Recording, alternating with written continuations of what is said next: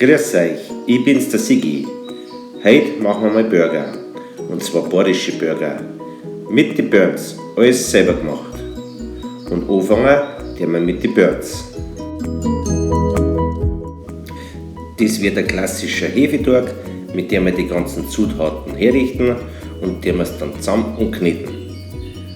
Wenn er fertig geknetet ist, stellen wir ihn unten ins Backrohr und lassen wir nur das Licht brennen. Dann kann er schön aufgehen. Nach ungefähr einer halben Stunde tun wir ihn wieder raus. Schön sauer. Jetzt tun wir portionieren. Für die großen Burger macht man 150 bis 180 Gramm und für die kleinen macht man 100 bis 120 Gramm. Dann tun wir es in Kugeln formen und aufs Blech. Mit dem Löffel tun wir es schön glatt drücken und schön rund formen.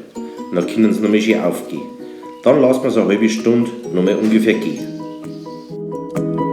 Dann fangen wir an mit unseren Patties. Wir nehmen das Hackfleisch, nur Rinderhack und die Gewürze. Alles in der Schüssel vermengen und dann ein bisschen Worcestersauce dazu. Immer weiter mischen, bis es schön gleichmäßig ist.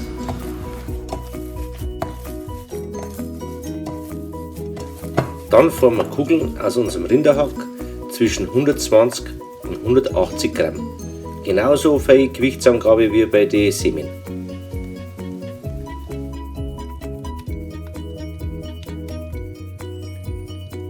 Für das Fleischpressen gibt es 3 Varianten.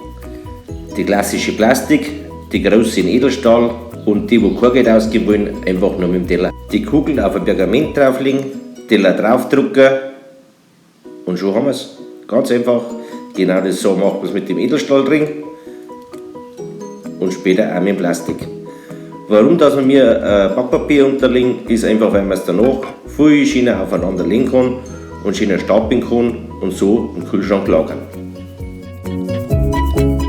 Unsere Semmeln haben jetzt eine halbe Stunde gegangen. Jetzt tun wir Eiweiß mit Wasser vermischen und streichen unsere Semmeln ein. Schön gleichmäßig und dann einen Sesam drauf. Und schon kommen sie bei 180 Grad im vorgeheizten Ofen ungefähr 15 bis 20 Minuten rein.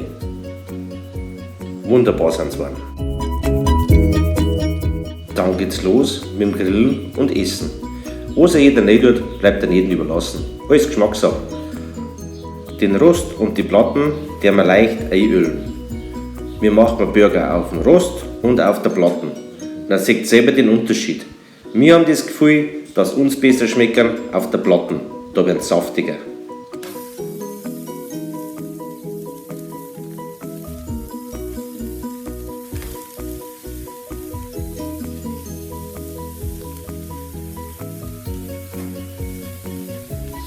Nach ungefähr 10 Minuten drehen wir es um.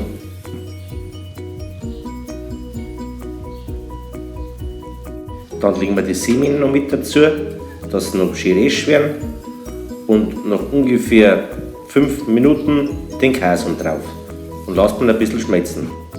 Und schon können wir anrichten.